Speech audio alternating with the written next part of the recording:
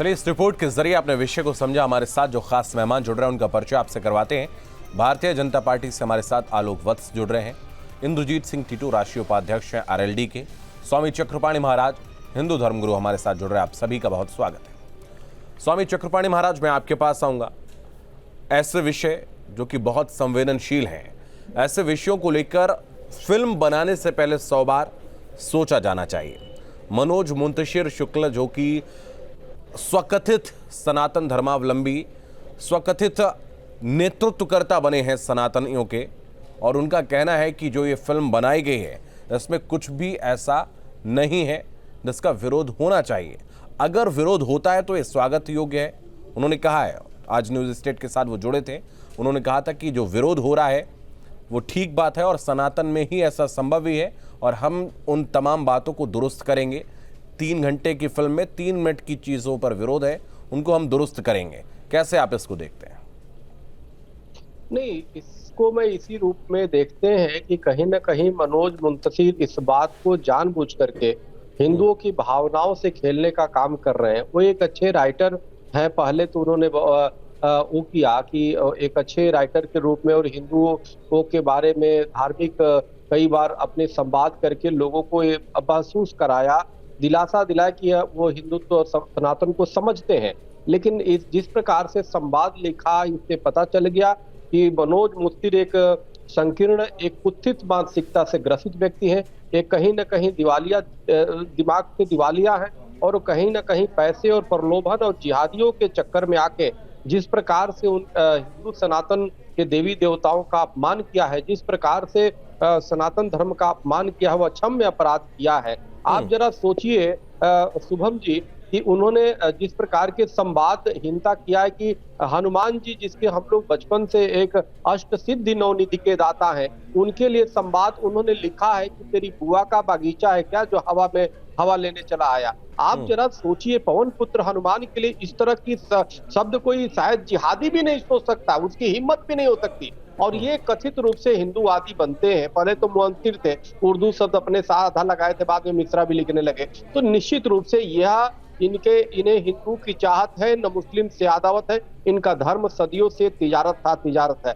ऐसे जो राइटर हैं, ऐसे जो लोग हैं जो भावना खेल करके धन कमाने का काम करते हैं, चीप पब्लिसिटी लेते हैं, इनको निश्चित रूप से इनका बहिष्कार होना चाहिए। इनके ऊपर लीगल कार्रवाई होनी चाहिए। हिंदू महासभा ने वैसे कार्रवाई कर भी रही है। इन्हें क्षमा किसी भी कीमत पे नहीं किया जाता। हालांकि कई जगहों पर ज्ञापन दिया गया, कई जगहों पर शिकायत की गई और मुकदमा दर्ज करवाने के लिए लोग आगे आए हैं इस फिल्म के निर्देशक और निर्माता के लिए।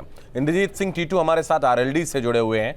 टीटू जी, मैं आपके पास आऊंगा। सवाल आपसे ये है कि बैन लगाने की मांग आपके दल के द्वारा की गई है, मुख्यमंत्री को पत्र भी लिखा गया, क्या सोच रहे हैं इसके पीछे? देखिए, मैं सिख धर्म से आता हूँ और मैं एक गुरुद्वारे में बाबा जी ने मुझे मुख्य प्रधान की सेवा भी बख्शी, मुख्य सेवादार। हमारे यहाँ सभी धर्म का आदर होता है। मैं एक राष्ट्रीय पार्टी का, एक अपनी पार्टी का उपाध्यक्ष होने के नाते क्योंकि मैं एक धर्म के साथ भी जुड़ा हुआ हूँ, सभी धर्म का हमको आदर करना चाहिए। ये जो हमारे सेंसर बोर्ड बनाया हुआ होता है सरकारों ने, और उसके सदस्य भी नॉमिनेट करे होते हैं, तो क्या सेंसर बोर्ड में जो आदमी बैठा है वो क्या कहीं विदेश से आया है? सेंसर बोर्ड वाला आदमी इंसान नहीं है। मैं नहीं कहता किसी भी धर्म या किसी भी जाति का आदमी है, लेकिन सेंसर बोर्ड का काम क्या होता है? ये एक जानबूझ के अपने को पॉपुलर करने के लिए, अपनी पिक्चर को ज्यादा मशहूरी देने के लिए और प्रसिद्धि हासिल करने के लिए एक ट्रेंड बन गया है। हमको इन सब चीजों से बचना चाहिए। सभी धर्म आदर के योग है, और हनुमान जी को तो संकट मोचन बोला गया है। अरे भाई, पैसा इतना या आपकी प्रसिद्धि इतनी जरूरी नहीं है। अगर संकट मोचन हनुमान जी चाहेंगे तो आपको प्रसिद्धि भी मिलेगी, धन भी मिलेगा। आप उनके बारे में ऐसे डायलॉग बोल के और आप इस तरह के पिक्चर अपना चलाना चाह रहे हैं, ये भावनाएं गलत ठेस पहुंची है सबको। और मैं तो इसमें कहूंगा, सरकार जो सेंसर बोर्ड पे आदमी बिठा रखा है और जो नॉमिनेट सदस्य होते हैं, वे समिति पिक्चर को पास करती है, और सेंसर बोर्ड पास करने के बाद उसको पिक्चर को रिलीज करता है। तो क्या हर एक आदमी से गलती हो गई? किसी ने भी इस बात को नोट नहीं करा?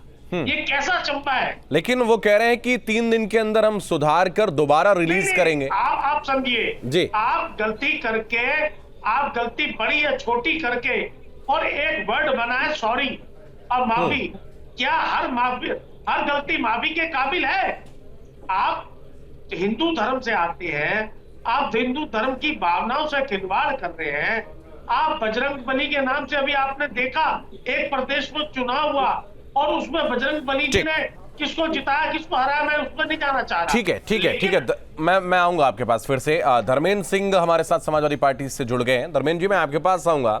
जिस तरीके से पूरी फिल्म को लेकर अब विवाद गहराता चला जा रहा है, लगातार बैन की मांग भी उठ रही है, उसके बाद मनोज मुंतशिर शुक्ला जिन्होंने इस फिल्म के डायलॉग लिखे और सबसे ज्यादा विवाद जो है वो डायलॉग को लेकर ही है, वो आज हमारे साथ जुड़े थे और उन्होंने कहा कि 3 दिन के अंदर उसमें जो चेंजमेंट है वो करके फिर से रिलीज करेंगे फिल्म। देखिए, मनोज हमारे संजोग से उत्तर प्रदेश का ही और पड़ोस का ही है और बहुत ही अच्छा और मेधावी है और संघर्ष की कोख से गया है। तो सबसे महत्वपूर्ण है कि ये डायलॉग किन परिस्थितियों में उसने लिखा, क्या डिमांड फिल्म के निर्माताओं ने की थी, मैं उस पर नहीं जाना चाहता हूँ। लेकिन ये सही है, अभी चक्रपाणी जी भी कह रहे थे और हमारे साथी आरएलडी के इंद्रजीत जी भी कह रहे थे कि चूंकि हम लोग क्योंकि बचपन से जो चीज जिस कैरेक्टर को दिमाग में रखे हैं, अभी उस तरह के चेहरे का कोई व्यक्ति मिल जाता है, उस तरह के कोई प्रतीक मिल जाते हैं तो हम लोग स्वाभाविक रूप से नमन करने लगते हैं। भगवान राम या राम का जो चरित्र है भारत की आध्यात्मिक आत्मा में है और आध्यात्मिक आत्मा में नहीं, प्रत्येक व्यक्ति, भारत में रहने वाले प्रत्येक व्यक्ति की जीवन शैली में, उसके मान में, सम्मान में, स्वाभिमान में, उसके आचार में, विचार में, व्यवहार में, हर जगह भगवान राम का जो चरित्र है उससे कुछ न कुछ ले करके उसकी झलक दिखाई देती है और हर व्यक्ति या हर गार्जियन अपने बच्चे से चाहता है कि भगवान राम जैसा व्यवहार करे। तो जो उनकी आकृति छवि बचपन में ही हम लोगों के मन में बन गई है वो हमेशा के लिए बनी है और उसी पे हम लोग जीना चाहते हैं। पिक्चर बनने से जो पिक्चर आई है इसका ऐसा कुछ नहीं, इसको पिक्चर की निगाह से भी देखें तो जो हमारे नौजवान, हमारे बच्चे जो अभी तक कॉन्वेंट संस्कृत से पढ़ के आए होंगे, वो जो हमारे तमाम धार्मिक रिचुअल से हमारे परिचित नहीं होंगे, वो जब इस पिक्चर को देखेंगे तो हनुमान की छवि कैसी बना लेंगे, मर्यादा पुरुषोत्तम जिनको हम मर्यादा पुरुषोत्तम कहते हैं, राम की छवि कैसे बना लेंगे। इस पिक्चर के पूरे कंटेंट पर, चाहे वो डायलॉग हो, चाहे वो उनका जो जिस तरह का रूप उसमें चित्रित किया गया है, उससे सख्त आपत्ति है। किसी भी भारतवासी को आपत्ति। तो आप चाहते कि इस पर बैन लगे? नहीं, बिल्कुल। देखिए, ऐसा है ना, तमाम ऐसे विषय हैं जिसको लेकर के आप उससे छेड़छाड़ करके पिक्चर बना सकते हैं, लेकिन कम से कम रामचरितमानस या जो इस तरह से भगवान राम से जुड़ी हुई तमाम चीजें हैं उसको कितनी श्रद्धा से भारतवासी देखता है। ठीक है। और मंदिर में अपने रामचरितमानस को रख के पूजता है, चाहे जिसकी लिखी हुई रामायण हो, लेकिन उसको बड़ी श्रद्धा से हम लोग या प्रत्येक भारतवासी देखता है और उस पर किसी भी प्रकार का छेड़छाड़ उसकी भावना से छेड़छाड़ माना जाएगा। ठीक है धर्मेंद्र जी, मैं आऊंगा आपके पास कि इस पिक्चर को या तो प्रतिबंधित कर दें। और दूसरी महत्वपूर्ण बात, मैं अपनी बात का समाप्त करूंगा। ये देखिए, भारतीय जनता पार्टी द्वारा प्रायोजित है, इसको हर कोई जान रहा है। ये जो डायलॉग इन्होंने कहा है कि तेरे फला की, तो जो पैसा, जो प्रोजेक्शन भारतीय जनता पार्टी ने कहा, तो सीधी सी बात है कि भारतीय जनता पार्टी 2024 में लंका लगा। देखिए, मैं आपका पूरा वक्तव्य सुन रहा था और मुझे लगा कि आज सारे दल जो है वो एकमत हैं और एक प्लेटफॉर्म पर होकर बात कर रहे हैं, लेकिन आपने अपनी बात का जो अंत किया है वो आरोप के रूप में किया है और यहाँ से इस पूरे मुद्दे पर राजनीति शुरू हो जाती है। ठीक है, अब आपका समय पूरा हो गया, मैं वापस आपके पास आऊंगा। आलोक जी से मैं बात कर लेता हूं। आलोक जी, आपके पास आएंगे। इस फिल्म को लेकर जो लगातार चर्चा हो रही है, आरएलडी उसको बैन करने की मांग कर रही है, हिंदू धर्म गुरु जो आपके साथ में भी बैठे हो चक्रपाणी जी महाराज और बहुत सारे धार्मिक संगठन हैं, उन्होंने भी सीधे तौर पर इसको बैन करने की मांग की है, समाजवादी पार्टी भी बैन करने की मांग कर रही है। आपकी इस पर पहले प्रतिक्रिया, और जो अंत में धर्मेंद्र जी ने बात की है कि भारतीय जनता पार्टी के द्वारा प्रायोजित है, अब मैं चाहूंगा सबसे अंत में उस पर आप अपनी बात रखें। पहले आप जो मैंने सवाल पूछा उस पर। देखिए, मैं इन सारे महानुभावों से, सब विद्वान आदमी हैं, इनकी बातों से सहमत हूं। आप किसी भी धर्म की भावना के साथ खिलवाड़ नहीं कर सकते हैं। खासकर हिंदुस्तान में सब लोगों को पता है कि रामायण में हिंदुओं की क्या आस्था है। और अब सनातनी लोग जाग चुके हैं, पहले की तरह सुसुप्त अवस्था में नहीं है। इसी के कारण हमारे मंदिरों पर जो मस्जिद घुसे हैं, हम उनको भी बाहर निकालने की कवायद में लगे हुए हैं, लेकिन सही सुनता के साथ, कोर्ट के द्वारा, आर्कियोलॉजिकल सर्वे के द्वारा। और रामायण हिंदू धर्म का एक वे ऑफ लाइफ है, जीवन पद्धति कैसे जीना है, इसकी सोच है रामायण। और उसके बारे में क्या कहें, सब लोगों ने तो सब कुछ कह ही दिया है। किरदारों को जिस ढंग से दिखाया गया है, जो डायलॉग बोले गए हैं, क्या वो कोई रामायण के डायलॉग हो सकते हैं? क्या ये किरदार किसी कार्टून के किरदार नहीं लगते हैं? ये लगते हैं कि ये रामायण के किरदार हैं, जिसके प्रति एक आस्था है देश के सैकड़ों, हजारों, करोड़ों लोगों की। जिस किसी ने भी ये फिल्म बनाई है, वो चीप पॉपुलैरिटी के लिए बनाई है। मैंने सुना कि इसमें आज तक का सबसे ज्यादा पैसा लगा हुआ है। सबसे ज्यादा पैसा हिंदुओं के देश में हिंदुओं को अपमानित करने के लिए लग गया। इसके पहले एक फिल्म आई थी पीके, उसमें भी ऐसी उलझुल बातें दिखाई गई थी हिंदू देवी देवताओं के बारे में। तो इसमें कहीं कोई, और इन्होंने जो अंत में इसको राजनीति से जोड़ दिया। हाँ, मैं चाहूंगा उस पर आप अपनी मैं बात इसकी भर्त्सना करता हूँ। हाँ। कृपया आज की डेट में तो कम से कम आस्था को राजनीति से दूर रखें। शुभम जी, हाँ। अगर ठीक है, फिल्म सेंसर के बोर्ड ठीक है, के लोगों मैं ने इनसे पूछ गलती रहा हूँ, एक बात किया बता है। दीजिए आलोक जी, आखिरी ये आरोप क्यों लगाया इन्होंने? ये देखिए, ये राजनीति करने में चूक नहीं करते। ठीक है, ठीक है, ठीक है, ठीक है, धर्मेंद्र जी जवाब दीजिए। धर्मेंद्र जी जवाब दीजिए। इससे इनको क्या लाभ होने वाला है? ठीक। अगर मान लीजिए ये हम पर उंगली उठाते हैं, इससे इनको क्या लाभ होने वाला है? ठीक है, ठीक है, ठीक है। क्या पूरे देश में आलोक जी कोई जवाब ले मानेगा लेते हैं, जवाब ले कि लेते हैं। भारतीय जनता नहीं, पूरे देश में कोई मानेगा कि भारतीय जनता पार्टी के लोग ठीक है, ठीक है, धर्मेंद्र जी बोले, अपने धर्म धर्मेंद्र जी के बोले, बारे बोले, में बोले। हम अनर्गल बातें शुभम कहलवाएंगे। जी, आलोक जी को ये बताइए, या तो पिक्चर देखे नहीं, जा के देख के आए, तो उसमें स्पेशल थैंक्स, स्पेशल रूप से योगी आदित्यनाथ जी, शिवराज सिंह चौहान जी, हेमंत बिश्व शर्मा जी, भारतीय जनता पार्टी के मुख्यमंत्रियों को जिस तरह से पिक्चर बनाने वाले लोगों को कास्ट में नाम आता है कि स्पेशल थैंक्स, या जिन लोग पार्टनर्स रहते हैं उनका नाम रहता है, उस तरह भारतीय जनता पार्टी के मुख्यमंत्रियों का नाम पिक्चर में है। इन्होंने कोई आपत्ति क्यों नहीं की?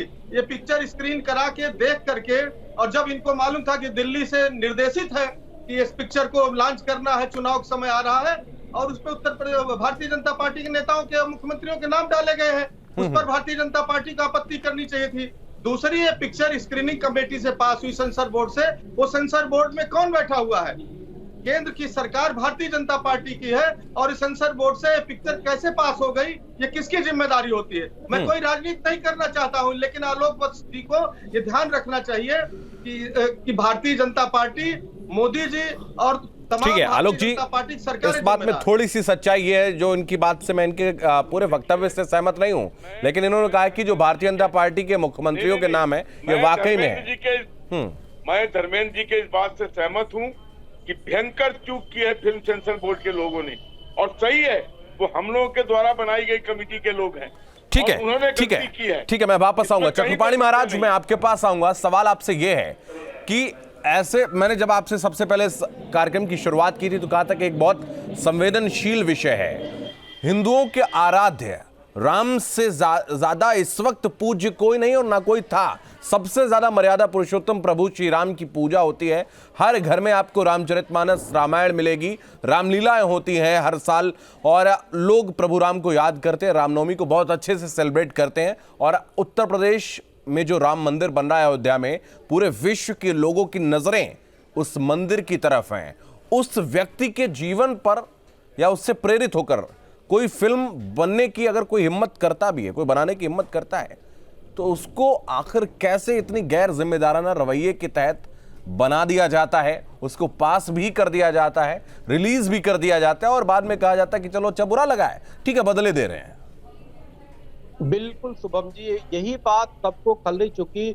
देखिए, एक तो 1528 में जिस प्रकार से मीर बाकी ने हमारे राम मंदिर को तोड़ा, उसके बाद से एक लंबी संघर्ष के बाद 1949 से लड़ाई, एक लीगल लड़ाई लड़ी गई, और वर्तमान में सुप्रीम कोर्ट से जिस प्रकार से निर्णय आया राम मंदिर के पक्ष में, चूंकि मैं उसमें खुद एक पक्षकार था, इसलिए बड़ी संघर्ष हुआ उसमें। और अब राम मंदिर भव्य बनने को तैयार है, अब जल्द ही जो है सबके सब दर्शन करेगा। और इस अवसर पे जिस गैर जिम्मेदाराना का परिचय दिया गया, मुझे रामचरितमानस के बालकांड का एक चौपाई याद आ रहा है कि जह जप यज्ञ योग मुनि करही तह मारिच सुबाहु डरही देखत यज्ञ निशाचर धावहि करही उपद्रव मुनि दुख पावहि। यानी जब विश्वामित्र मुनि यज्ञ करते थे, हवन करते थे, तो उसमें असुर आके विघ्न डालने का काम करते थे। उसी रूप में ये लोगों ने जब इतने बड़े काम, एक सभी सर्व समाज के लोग, हम सबके वो इसमें श्रेय देंगे, सरकार, संत समाज, न्यायालय, सबके सहयोग से भव्य राम मंदिर बन रहा है,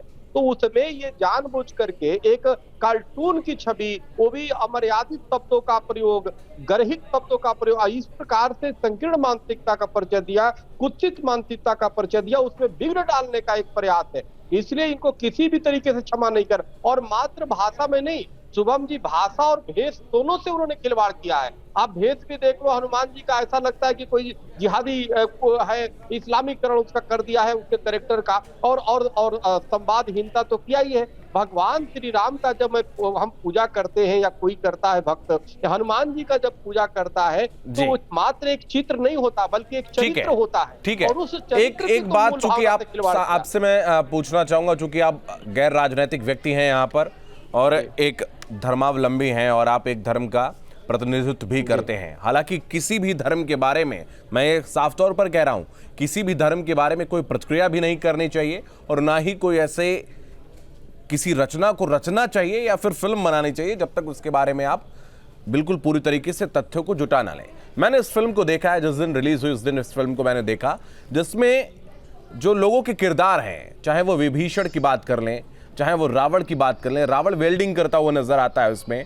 विभीषण के जो बाल हैं वो, या रावण के जो बाल हैं वो पूरी तरीके से आज जैसा लगता है कि जावेद हबीब से या किसी अन्य सैलून से अभी जाके सेट करवा के वो आए हों। और जबकि अगर हम देखें तो पुराने दौर में या पुराना जो काल था उसमें केश काटे जाना आपका एक बहुत बड़ा अपमान समझा जाता था, सब लंबे केश रखते थे। ऐसे में आखिर क्या सोचकर इसको गढ़ा गया है? और आप तुलना कर सकते हैं किसी और धर्म के बारे में, ऐसा बनाना तो बहुत दूर के सोचने की भी।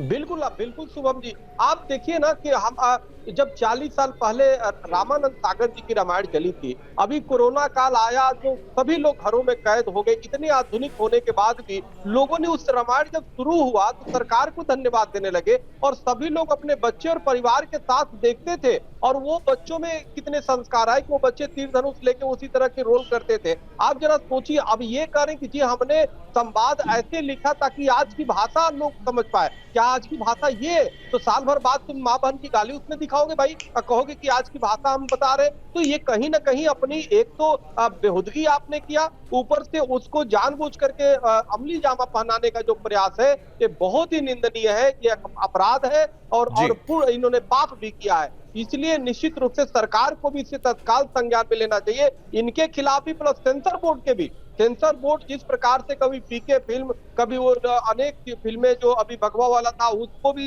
विरोध करने के बाद भी रिलीज किया और इसको भी कर दिया, तो सेंसर बोर्ड क्या गूंगा बहरा अंधा है क्या, या शराब पीता है या?